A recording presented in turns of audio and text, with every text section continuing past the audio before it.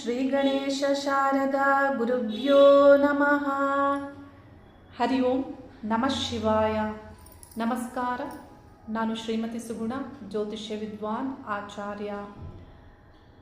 ನವರಾತ್ರಿಯ ಪರ್ವಕಾಲದಲ್ಲಿ ದುರ್ಗಾ ಶಕ್ತಿಯು ಜಾಗೃತಿಯಾಗಿರುತ್ತೆ.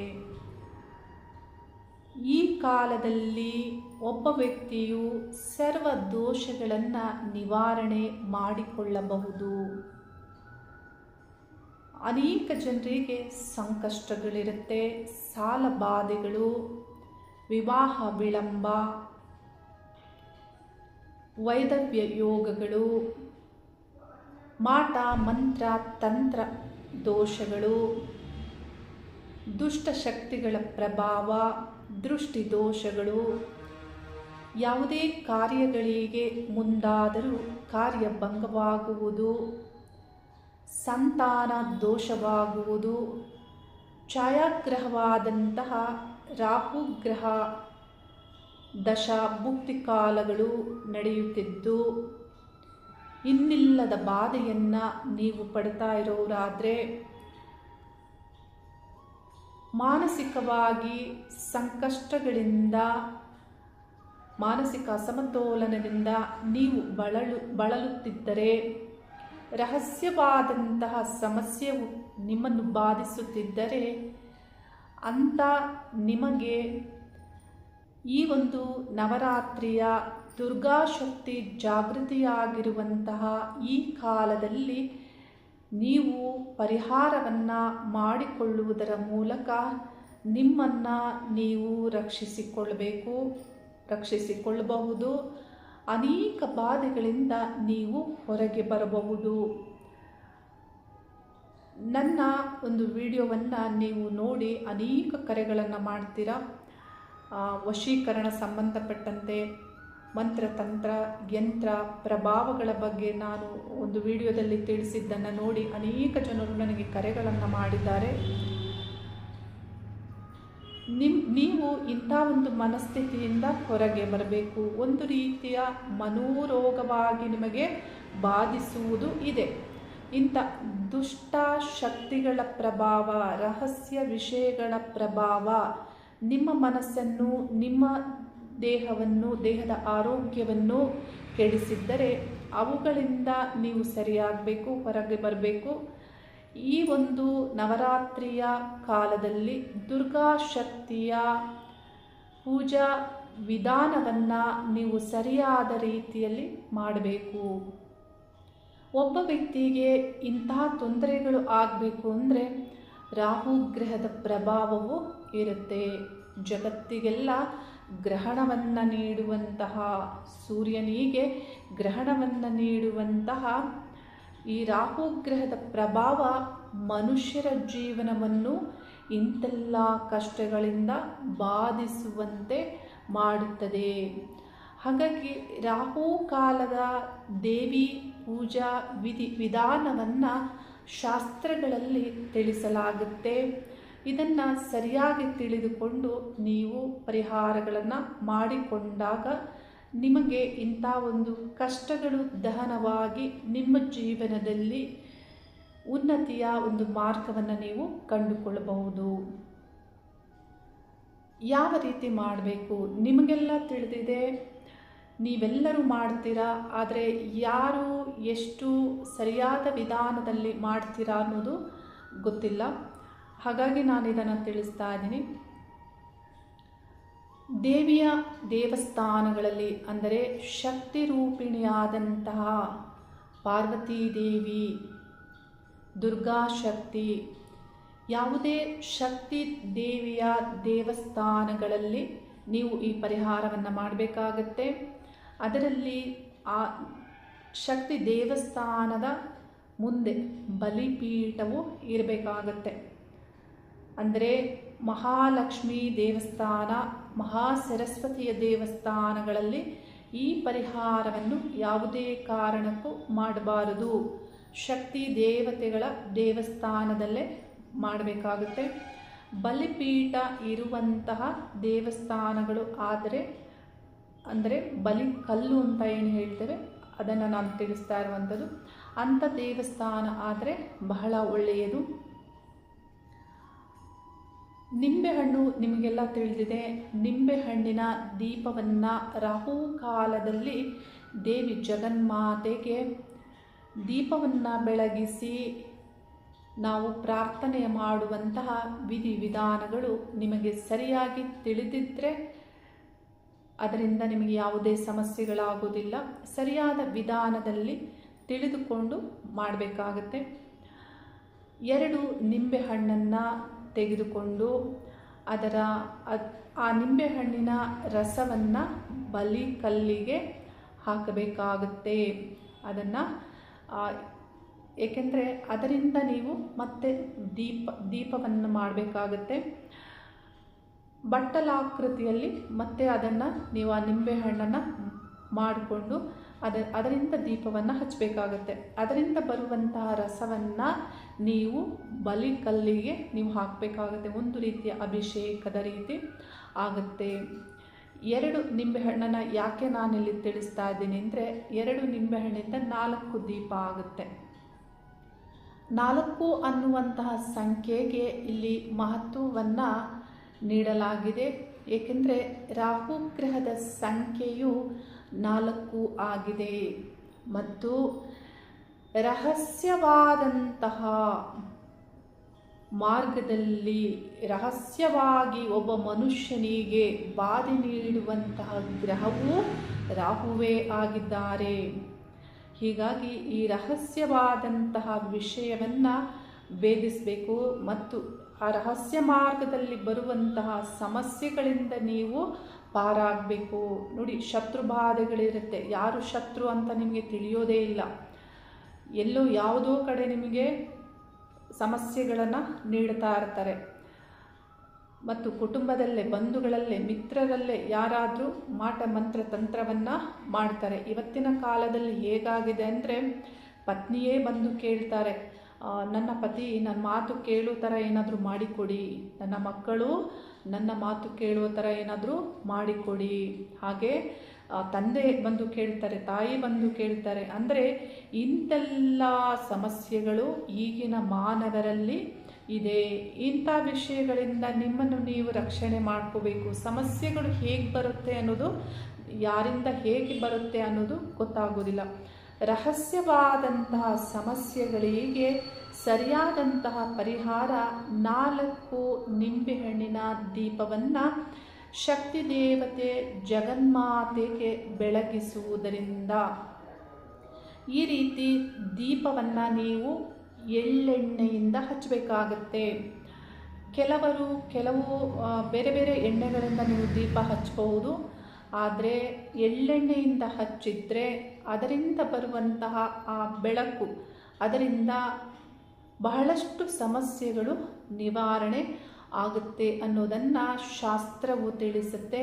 ಹಾಗಾಗಿ ಎಳ್ಳೆಣ್ಣೆಯಿಂದಲೇ ಈ ದೀಪವನ್ನು ನೀವು ಹಚ್ಚಿ ದೇವಿ ಜಗನ್ಮಾತೆಗೆ ಬೆಳಗಿಸಿ ನೀವು ದೇವಸ್ಥಾನದಲ್ಲಿ ದೀಪವನ್ನು ಮುಂದೆ ಈ ಕಡೆ 2 ಈ ಕಡೆ 2 ಈ ರೀತಿ ಇಟ್ಟರೆ ಅದು ನಿಮಗೆ ಫಲ ವೃದ್ಧಿಯಾಗುತ್ತೆ.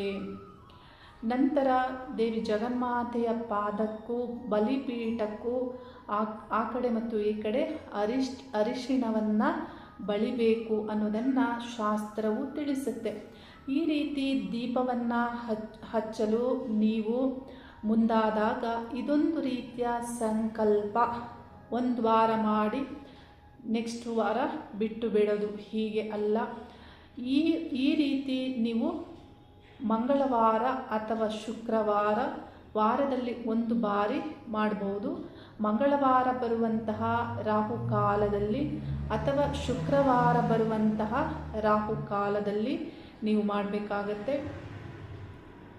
ನಾವು ವರ್ಕಿಂಗ್ ಇದ್ದೇವೆ, ನಮಗೆ ಆಫೀಸ್ ಇರುತ್ತೆ, ಗೌರ್ಮೆಂಟ್ ಎಂಪ್ಲಾಯ್ ಅಥವಾ ಇನ್ನೇನೇನೇನೋ ಮತ್ತೊಂದು ಕಾರಣಗಳು ನಿಮಗಿದ್ದರೆ ಭಾನುವಾರ ಬರುವಂತಹ ಸಂಜೆಯ ಹೊತ್ತಲ್ಲಿ ಬರುವಂತಹ ರಾಹುಕಾಲದ ಸಂದರ್ಭದಲ್ಲಿ ನೀವು ಮಾಡ್ಬೋದು.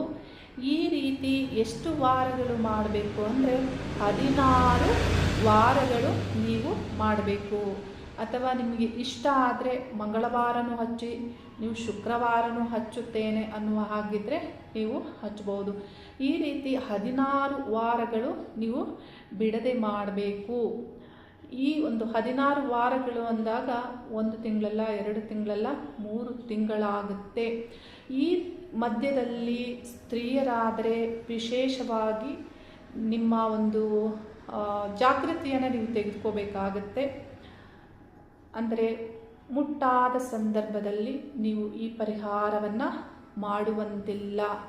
ಸ್ತ್ರೀಯರಿಗೆ ವಿಶೇಷವಾದಂತಹ ಮಾಹಿತಿ ಇನ್ನೊಂದು ಏನಂದರೆ, ಇಂಥ ಪೂಜೆಗಳನ್ನು ನೀವು ಇಂಥ ಪರಿಹಾರವನ್ನು ಮಾಡುವಾಗ ಜೀನ್ಸ್ ಪ್ಯಾಂಟ್, ಟೀ ಶರ್ಟ್, ಈ ಥರ ಚೂಡಿದಾರ್ ಇವೆಲ್ಲವನ್ನು ಹಾಕಿ ಹೋಗಬೇಡಿ.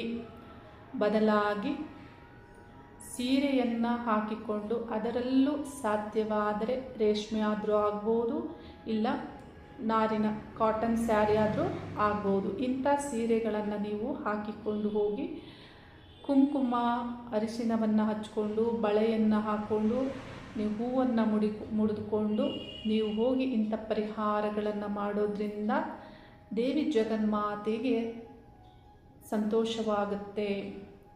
ಈ ಪರಿಹಾರವು ವೃದ್ಧಿಯಾಗುತ್ತೆ. ಈ ರೀತಿ ಪರಿಹಾರವನ್ನು 16 ವಾರಗಳು ಮಾಡಬೇಕಾಗುತ್ತೆ. 16 ವಾರಗಳು ಮಾಡುತ್ತಾ ಕೊನೆಯ ವಾರದಲ್ಲಿ ನೀವು ಆ ದೇವಸ್ಥಾನದಲ್ಲಿ ಅಭಿಷೇಕವನ್ನು ಮಾಡಿಸಿ, ಅಲ್ಲಿ ನಿಂಬೆಹಣ್ಣಿನ ಹಾರವನ್ನು ದೇವಿಗೆ ಅರ್ಪಣೆಯನ್ನು ಮಾಡಿ, ಬಾಗಿನವನ್ನು ನೀಡಿ ನೈವೇದ್ಯವನ್ನು ನೀವು ಅರ್ಪಿಸಬೇಕಾಗುತ್ತೆ. ಇವೆಲ್ಲವೂ ಒಂದು ಸರಿಯಾದ ಒಂದು ದೃಢ ಸಂಕಲ್ಪದಂತೆ ನಡೆಯುವಂಥದ್ದು ಆಗಿದೆ. ಈ ಮಧ್ಯದಲ್ಲಿ ನಿಮ್ಮ ಕುಟುಂಬದಲ್ಲಿ ಅಂದರೆ ಸ್ತ್ರೀಯರು ಮುಟ್ಟಾದಾಗ, ಪಿರಿಯಡ್ಸ್ ಆದಾಗ ಮಾಡಬಾರದು. ಮತ್ತು ಸೂತಕಗಳು ಯಾರಾದರೂ ಡೆತ್ ಆಯಿತು ಅಂದರೆ ನಿಮ್ಮ ಒಂದು ತಂದೆ ಮನೆಯಲ್ಲಿ, ತಾಯಿ ಮನೆಯಲ್ಲಿ ಈ ಥರ ಈ ಒಂದು ಸಂಬಂಧಗಳಲ್ಲಿ ಆದಾಗ ಇದಕ್ಕೆ ಇಂತಿಷ್ಟೇ ದಿನಗಳು ಅನ್ನುವಂಥ ಸೂತಕಗಳಿದೆ. ಇದನ್ನು ಸರಿಯಾದವರ ಬಳಿ ತಿಳಿದುಕೊಂಡು ಆ ಒಂದು ವಾರದಲ್ಲಿ ಮಾಡುವಂತೆ ಇಲ್ಲ, ಮಾಡಬಾರದು, ನಿಷಿದ್ಧ. ಮತ್ತು ಯಾವುದೇ ಒಂದು ತಿಥಿ ಆಗ್ಬೋದು, ಹಿರಿಯರ ಕಾರ್ಯಗಳು ನಡೀತಾ ಇದೆ ಮನೆಯಲ್ಲಿ, ಆ ಸಂದರ್ಭದಲ್ಲಿಯೂ ಇದನ್ನು ಮಾಡುವಂತೆ ಇಲ್ಲ. ಈ ಪರಿಹಾರವನ್ನು ಮಾಡಬೇಡಿ. ಅದಲ್ಲದೆ ಈ ನಿಂಬೆಹಣ್ಣಿನ ದೀಪವನ್ನು ಬಹಳಷ್ಟು ವಿಡಿಯೋಗಳಲ್ಲಿ ನಾನು ನೋಡಿದ್ದೇನೆ. ಪರಿಹಾರವನ್ನು ನಿಂಬೆಹಣ್ಣಿನ ಸಂಬಂಧಪಟ್ಟಂಥ ಪರಿಹಾರವನ್ನು ದೀಪ, ಆ ತಂತ್ರ ಈ ತಂತ್ರ ಅಂತ ಹೇಳಿ ಮನೆಯಲ್ಲೇ ಮಾಡೋದನ್ನು ನೋಡ್ಬೋದು. ಮನೆಯಲ್ಲೇ ಮಾಡ್ತಾ ಇರ್ತಾರೆ. ಇದನ್ನೆಲ್ಲ ಯೂಟ್ಯೂಬ್ನಲ್ಲಿ ತಂತ್ರಕ್ಕೆ ಸಂಬಂಧಪಟ್ಟಂತೆ ತಿಳಿಸ್ತಾ ಇರ್ತಾರೆ.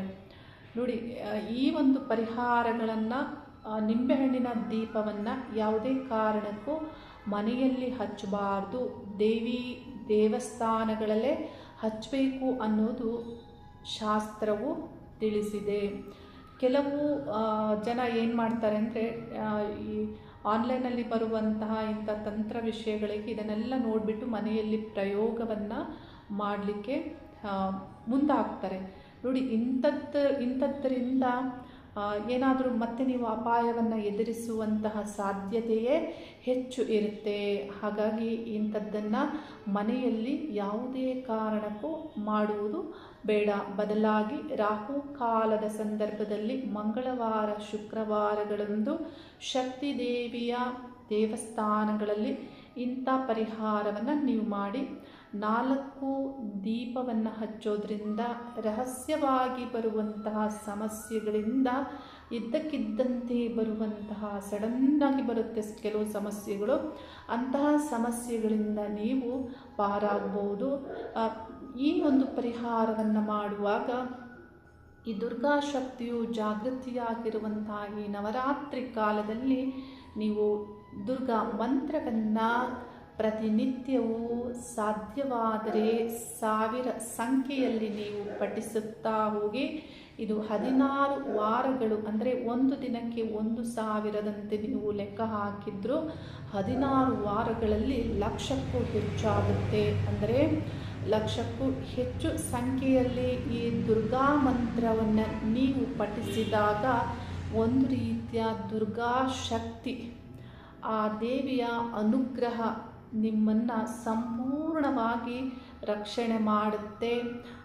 ಅಂದರೆ ನೀವು ಅಂಥ ಒಂದು ದೇವಸ್ಥಾನವನ್ನು ನಿಮ್ಮ ಸುತ್ತಮುತ್ತಲು ಹುಡುಕಿಕೊಳ್ಳಿ. ಬಲವಾದಂತಹ ದೃಢ ಮನಸ್ಸಿನಿಂದ ನೀವು ದೇವಿ ಜಗನ್ಮಾತೆಯನ್ನು ನಂಬಿ ನೀವು ಇಂತಹ ಪರಿಹಾರವನ್ನು ಮಾಡಲಿಕ್ಕೆ ಮುಂದಾಗಬೇಕು. ಮಂತ್ರಗಳು ನಿಮಗೆ ಗೊತ್ತಿದ್ದರೆ ಅದನ್ನು ನೀವು ಪಠಿಸ್ಬೋದು. 1000 ಸಂಖ್ಯೆಯಲ್ಲಿ ನೀವು ಮಂತ್ರವನ್ನು ಪ್ರತಿನಿತ್ಯಲೂ ಪಠಿಸ್ತಾ ಹೋಗಿ. ಓಂ ಹ್ರೀಂ ಧೂಂ ದುರ್ಗೇ ನಮಃ, ಓಂ ಹ್ರೀಂ ಧೂಂ ದುರ್ಗೇ ನಮಃ. ಈ ಮಂತ್ರವನ್ನು ನೀವು ಪಠಿಸುತ್ತಾ 1000 ಸಂಖ್ಯೆಯಲ್ಲಿ ಪಠಿಸುತ್ತಾ ಬಂದಲ್ಲಿ ಇದು 3 ತಿಂಗಳು ಆಗುವ 16 ವಾರಗಳು ಆಗುವಷ್ಟರಲ್ಲಿ ಇದು 1,00,000ಕ್ಕೂ ಹೆಚ್ಚು ಸಂಖ್ಯೆಯಲ್ಲಿ ಆಗಿ ಇದರ ಪ್ರಭಾವ ನಿಮ್ಮ ಮೇಲೆ, ನಿಮ್ಮ ಮನಸ್ಸಿನ ಮೇಲೆ ಆಗಿ ನಿಮ್ಮಲ್ಲಿ ಧೈರ್ಯ, ವಿಪರೀತವಾದಂತಹ ಧೈರ್ಯ ಬರುವಂಥ ಅಡ್ಡಿ ಆತಂಕಗಳನ್ನು ನೀವು ಅದನ್ನು ಸರಿಸಿಕೊಂಡು ದಾಟಿಕೊಂಡು ಮುಂದೆ ಹೋಗುವಂತಹ ಸಾಮರ್ಥ್ಯವನ್ನು ನೀವು ಹೊಂದುತ್ತೀರಾ. ಆದರೆ ನೆನಪಿನಲ್ಲಿಟ್ಟುಕೋಬೇಕು, ದುರ್ಗಾ ಮಾತೆಯು ನಾಟಕಕ್ಕೆ ಒಲೆಯುವವಳು ಅಲ್ಲವೇ ಅಲ್ಲ. ದುರ್ಗಾ ಮಾತೆ ಹೆಸರನ್ನು ಹೇಳಿಕೊಂಡು ಮಾಡಬಾರದನ್ನು ಮಾಡಿದರೆ ನಿಮಗೆ ಕರ್ಮವು ಕಟ್ಟಿಟ್ಟ ಬುದ್ಧಿ. ಅಂದರೆ ಯಾವ ಥರ ಕರ್ಮ? ಆ ದುರ್ಗಾ ಮಾತೆಯನ್ನು ನೀವು ಈ ರೀತಿ ಒಂದು ನಾಟಕದ ರೂಪದಲ್ಲಿ ಏನೇನೋ ಮಾಡಲಿಕ್ಕೆ ಹೋಗಿ ಮನಸ್ಸಿಲ್ಲದ ಮನಸ್ಸಿನಿಂದ ನೀವು ಮಾಡಲು ಪ್ರಯತ್ನಿಸಿದರೆ ಅದು ನಿಮಗೆ ರಿವರ್ಸ್ ಆಗುತ್ತೆ. ಈಗಲ್ಲ, ಮುಂದೊಂದು ದಿನ ಏನಾದರೂ ಅಪಾಯವನ್ನು ನೀವು ಎದುರಿಸಬೇಕಾಗುತ್ತೆ. ಈ ರೀತಿ ಪರಿಹಾರಗಳನ್ನು ಮಾಡಿಕೊಳ್ಳೋದ್ರಿಂದ ನಿಮಗೆ ವಿಶೇಷವಾದಂತಹ ದೇವಿಯ ರಕ್ಷಣೆಯು ನಿಮಗೆ ಸಿಗುತ್ತೆ. ದೇವಿ ಜಗನ್ಮಾತೆಯಲ್ಲಿ ನಾನು ಪ್ರಾರ್ಥನೆ ಮಾಡ್ತೇನೆ, ಆಕಾಶದಲ್ಲಿ ದೇವಾನುದೇವತೆಗಳಲ್ಲಿ ದೇವಿ ಜಗನ್ಮಾತೆಯ ಶಕ್ತಿ ಈಗ ಹೆಚ್ಚು ಜಾಗೃತಿಯಾಗಿರುತ್ತೆ. ಆ ಶಕ್ತಿಯು ನಿಮ್ಮನ್ನು, ಇಡೀ ಮನುಕುಲವನ್ನು ರಕ್ಷಿಸುವಂತೆ ಮತ್ತು ಮಾನವರಿಗೆ ಸದ್ಬುದ್ಧಿಯನ್ನು ನೀಡುವಂತೆ ಆಗಲಿ. ಜಗನ್ಮಾತೆಯ ಅನುಗ್ರಹ ನಿಮಗಿರಲಿ. ಶಿವನಾರಾಯಣರಲ್ಲಿ ಪ್ರಾರ್ಥನೆ ಮಾಡ್ತೇನೆ, ನಿಮ್ಮಲ್ಲಿ ಪರಿಹಾರಗಳನ್ನು ಮಾಡಿಕೊಂಡು ನಿಮ್ಮನ್ನು ನೀವು ರಕ್ಷಿಸಿಕೊಳ್ಳುವಂತಹ ಬುದ್ಧಿ, ಮನಸ್ಸು, ಪ್ರಜ್ಞೆಯು ನಿಮ್ಮಲ್ಲಿ ನಿರ್ಮಾಣವಾಗಲಿ. ಹರಿ ಓಂ ನಮಃ ಶಿವಾಯ.